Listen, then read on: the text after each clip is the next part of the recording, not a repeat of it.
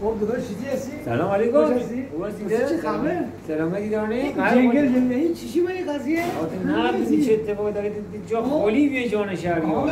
آقا امام بود با بچه شکر رو بعد یک دسته غاز درشون یک دسته غاز درشون آقا هواسر دیگه زمین که غاز دنیه بداش که آقا اما تفنگ نشونه بردی قادیم غاز چی پشتیم بری بریه آقا اما رگانی دکته دسته تا غاز دکته پایین منظور تو مراقبی میه که نه؟ شو نه غاز وحشی بیه غاز وحشی اند پرزنده بالا نام تفنگ نشونه بردی غاز چی پشتیم بری داشت این تفنگ وحشی خودش آره من همچه ترسنه ما فقط جدش شیرخانی معروف هستیم سر شما درد نیاریم آقا همین چرا خالی بند باید هستی؟ منستم دیگه داشت هیچی آقا غازه رو باید بیام بعد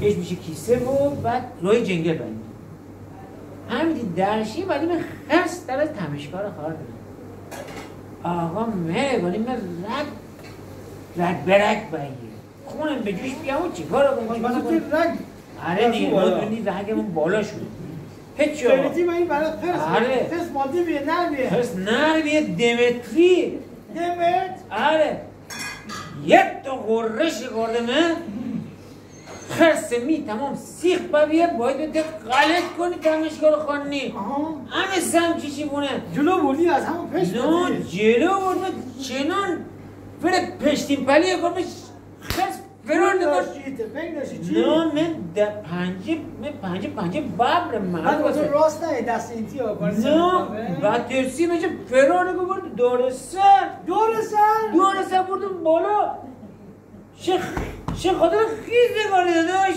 دارستان خیز نگاری؟ من بینه ترسنه این تو کلی بدونیم من تو خالی بندی بعدی رو برای این کسر همونجا فعلا بایزه وجود درشونی